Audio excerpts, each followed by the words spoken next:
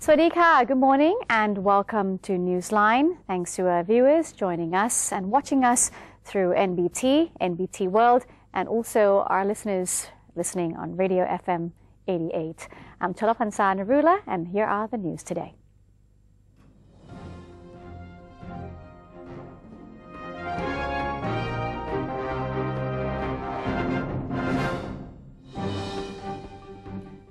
In today's Thailand moves forward, the cabinet has approved a 460 million baht rice, that is the rice program, protection program for the year 2015 production season.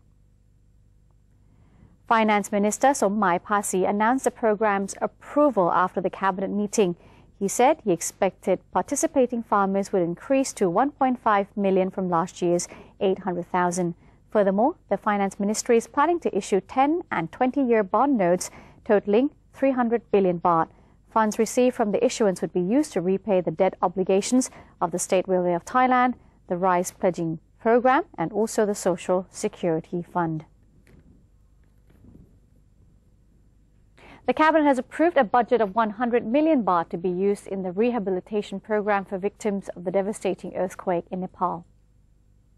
According to Deputy Government Spokesperson Major General Sansern Kaew-Kamnert, Deputy Prime Minister and Defence Minister General Prawit Wongsuwan, who chaired the weekly cabinet meeting on behalf of the Prime Minister, expressed thanks to every state official and public member who has contributed to relief efforts in Nepal in the wake of the deadly quake on April 25th. The Deputy Premier stated that from the beginning, the government has offered an initial assistance fund that is worth 6 million baht to Nepal, while food and medicine have also been delivered by the Royal Thai Air Force and 67 officials deployed to the quake-hit country. As additional help, the Cabinet has made its latest resolution to set aside another 100 million baht that will go towards the rehabilitation program. On this occasion, General Prawit commended the Thai people for their generosity after a televised fundraising event for quake victims on Monday night generated a total of 56 million baht worth of donations. Meanwhile, the Ministry of Foreign Affairs has released an update on the effort to rescue Thai citizens and other disaster survivors in Nepal after the earthquake which struck Kathmandu on Saturday, claiming more than 5,000 lives so far. According to the Ministry of Foreign Affairs, the first medical and disaster relief teams have been deployed in an effort to help quake survivors in Kathmandu. A total of 350 Thai doctors have volunteered to aid people in earthquake-hit Nepal. Khun Sek Wanamethi has given an interview in regards to the massive tremor that shook Nepal on April 25th, along with an update on organizing the rescue efforts for Thai citizens in Nepal.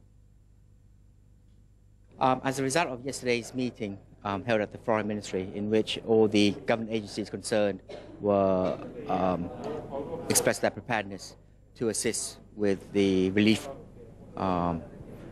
situation in Nepal.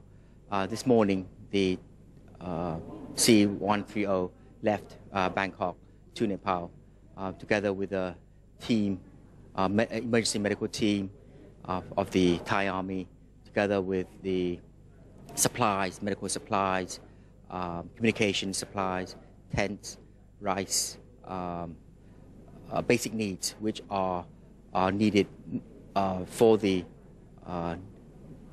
requested by the Nepalese government as well as for the Thai people in Kathmandu. And as apart from the C-130 of the Thai Army that left, the Thai Air Force that left this morning, the regular flight of the Thai internationals, on that flight there was also a team from the Public Health Ministry and from the Ministry of Foreign Affairs personnel to assist the Thai embassy in Kathmandu. Any Thai affected by the earthquake who wants to return to Thailand will get help to travel back home under the Foreign Ministry's protocols, while humanitarian aid being provided to the quake victims include food, medicine and everyday necessities that are in high demand. The disaster so far has left over 5,000 people dead and 10,000 others wounded, and the numbers are still rising. Nepal has declared 3 days of mourning. Rescuers are still struggling to bring aid to remote Himalayan areas. The Interior Ministry is also putting efforts to help Nepal, and it has designated Damrong Tham centers nationwide to receive donations in cash to help victims of the earthquake in Nepal. According to the Permanent Secretary for Interior, Mr. Vibun Sangwanpong, he said top official said donations can be in the forms of money and necessities for life, especially instant food and warm clothes to protect survivors from cold weather in Nepal.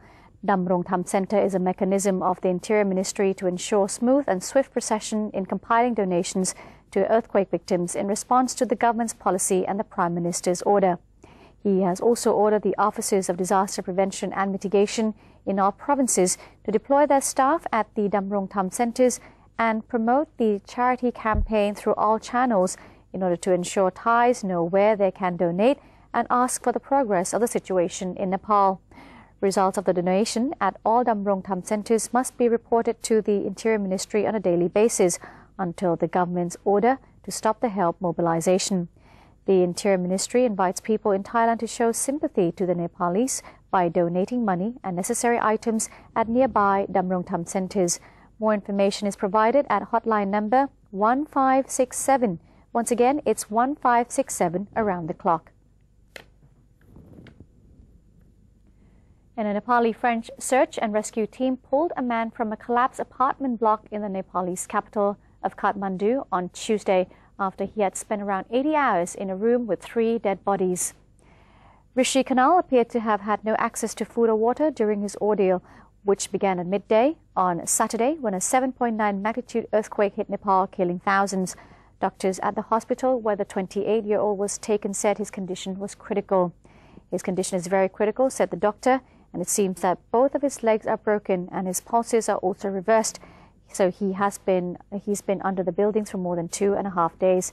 Kanal had been on the second floor of a 7-story building when the quake struck. The top floors were intact and the teams drilled down to him after he shouted for help and responded to questions in Nepali. Moving ahead, the government has reported that the new Fisheries Act has been royally endorsed and will come into force soon, pending an official announcement by the Council of State. Deputy Government spokesperson Major General Sansern Kaokamner disclosed that one of the topics discussed at the Cabinet meeting this week was the eradication of illegal fishing in Thailand.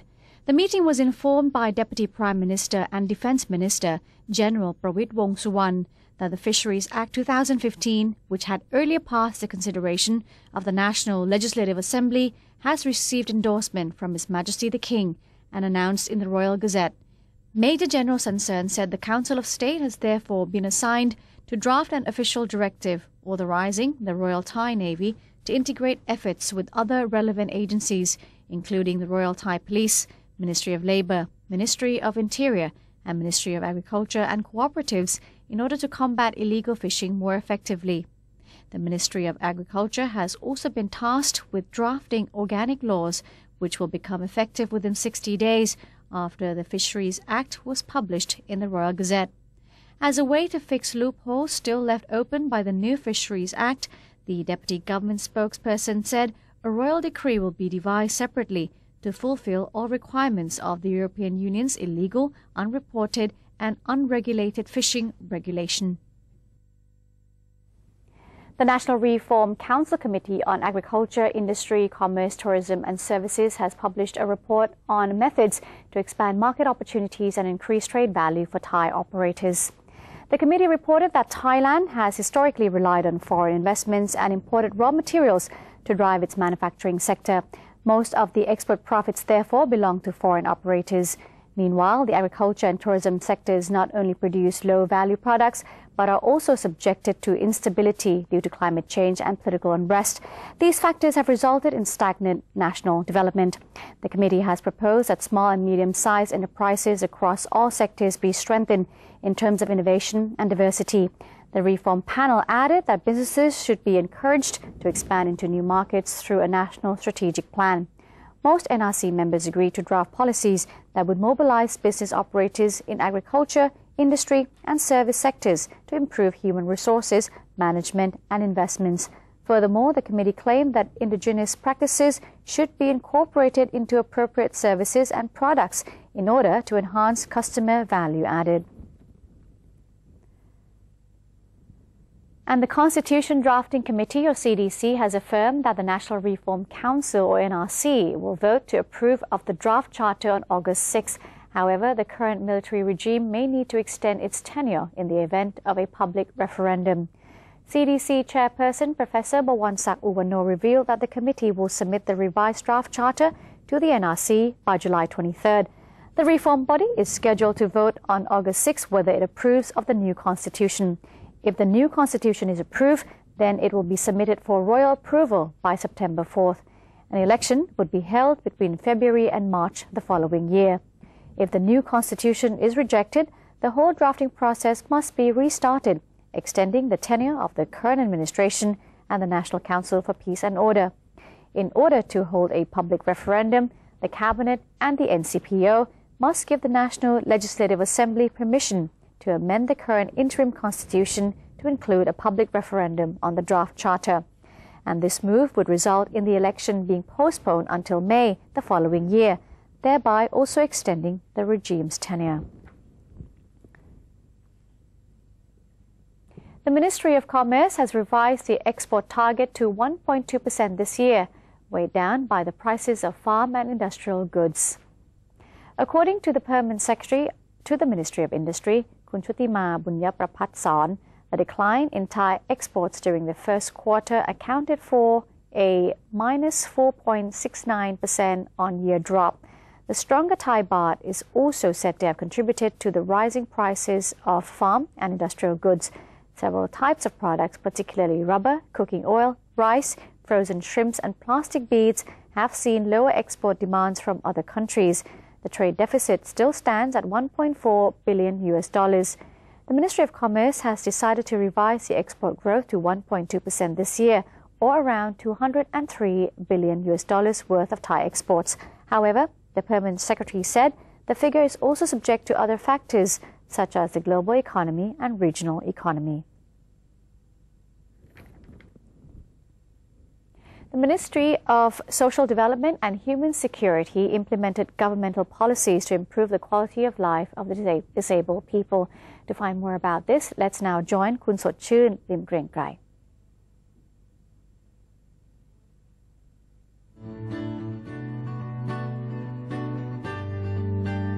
A recent National Statistics Office survey revealed that about 65% of persons with disabilities are unemployed. Those who are employed tend to work in the agricultural and fisheries sectors.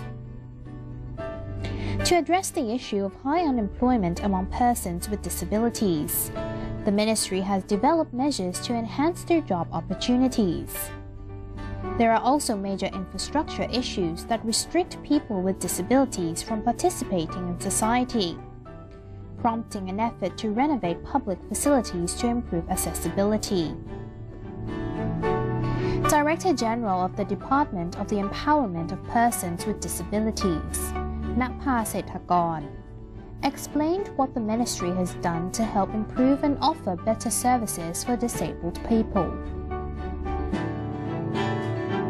So I have the committee on the mobilize the physical environment and the transportation for persons with disability, chaired by my minister and compound of the concerned agency.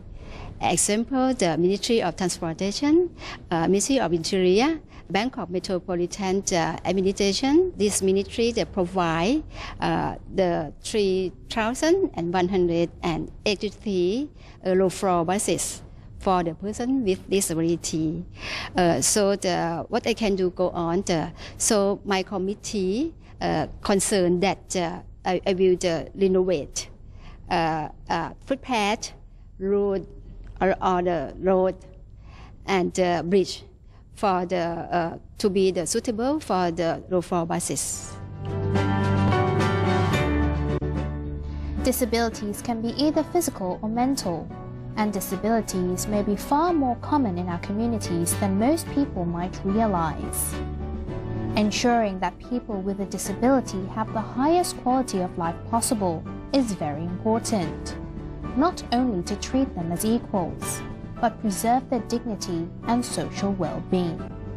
This is Sotchin Lim Greng Kai reporting.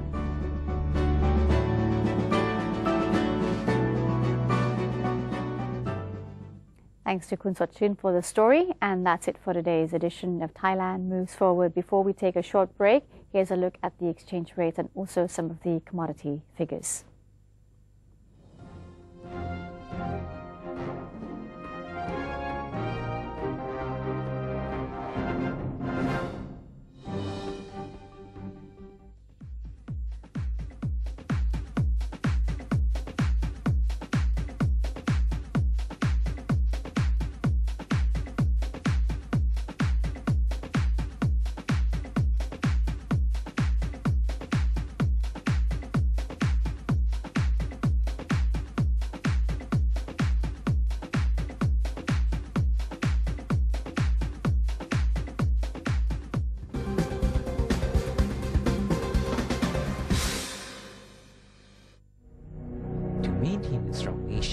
Thailand is promoting 12 core values for the good of the people.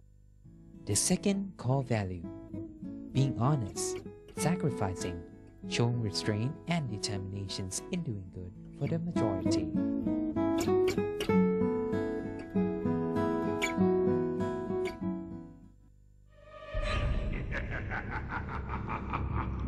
Even if we don't see them, they are amongst us.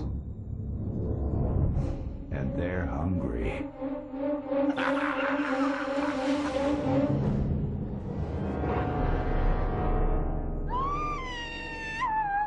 Slay your power-sucking monsters. Take their power away. Think when you plug.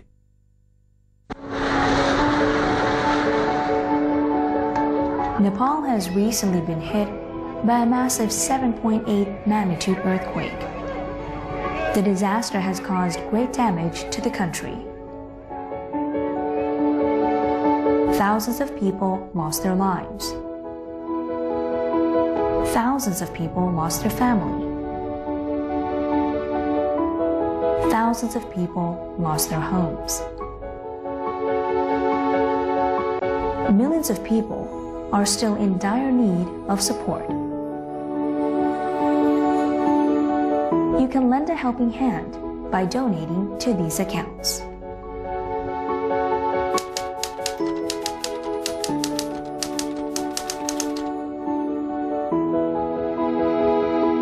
We have received many calls offering help in kind, means trying to send goods, and they are asking how we can help. We are really humbled by the offer of the government and the people of Thailand for our people in Nepal, and we highly appreciate it.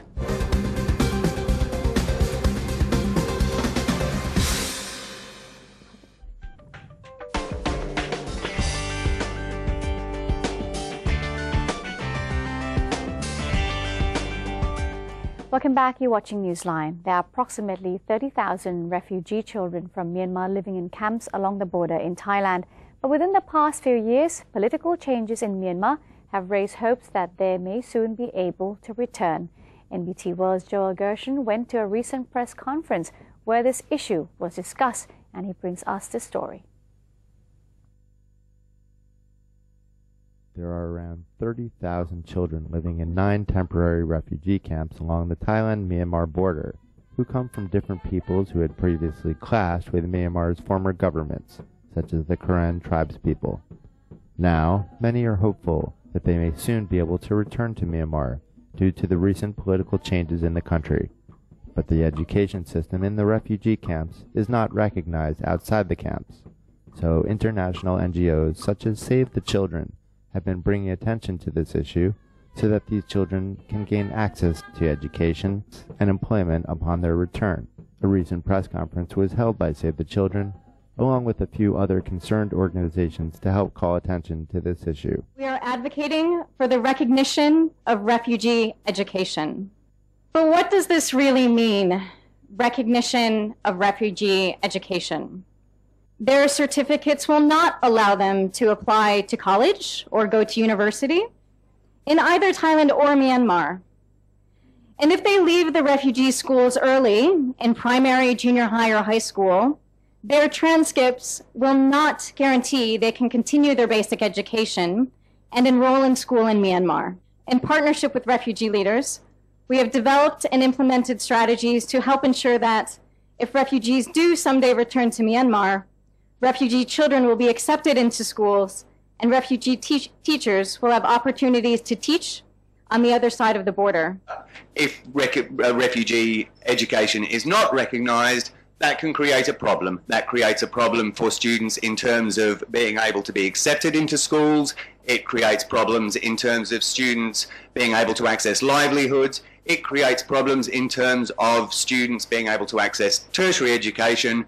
And in the broader context of child protection, I think it's a very widely accepted principle that having children in schools is one of the best forms of child protection that there is. Several of the participants agreed that they are fortunate to have Thailand as a partner, specifically the Thai Ministry of Education, or MOE. Government has been very generous in hosting refugees all of these years, and MOE in particular is very open to conversations around how to support refugee education. I think as a Thai citizen, this issue is not just about nationality, it's a chance of children.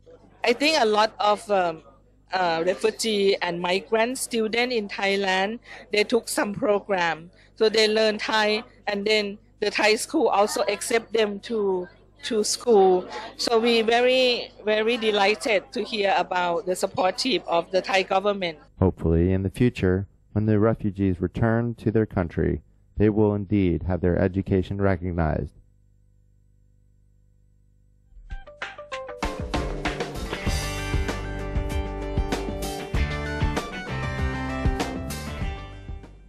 An Indonesian firing squad executed 8 convicted drug traffickers from several countries on Wednesday, prompting Australia to recall its envoy to Jakarta and bringing an angry reaction from Brazil. The leaders of Australia and Brazil had made personal appeals for clemency for their citizens among the group, raising the stakes for Indonesia's new President Joko Widodo, who has stepped up the pace of execution since coming to office. Australia has deep commercial and political ties with its neighbour, while Brazil has a $5 billion trade surplus with Southeast Asia's biggest economy. Brazil is at risk of losing a major military export deal to Indonesia over the execution row. Australians Muyaran Sukumaran and Andrew Shan were executed by a firing squad, along with 6 other drug convicts from several countries shortly after midnight on Wednesday. Baltimore residents on Tuesday began cleaning up the wreckage from rioting and fires that erupted after the funeral of a 25-year-old black man who died after suffering a spinal injury in police custody. Smoke hung over streets where fire crews raced to contain damage from violence that broke out just blocks from the funeral of Freddie Gray and spread through much of the poor West Baltimore neighborhood. 15 buildings and 144 vehicles were set on fire and nearly 200 people were arrested, according to the city mayor's office. Police said 15 officers were injured, 6 seriously in Monday's unrest. Looters had ransacked stores, pharmacies and a shopping mall and clashed with police in riot gear in the most violent unrest in the United States since Ferguson, Missouri was torn by gunshots and arson in late 2014. And that's it for today's edition of Newsline. If you do have any suggestions or comments, please write to us, and the email address is newsline.nbt@gmail.com. Today we end the program showing you some footage of a viral video posted online that shows a barefoot man chasing a camel between 2 busy highway lanes in Abu Dhabi. I'm Chalapan Sanarula. Thank you very much for spending part of your day with us. Swadee Kap.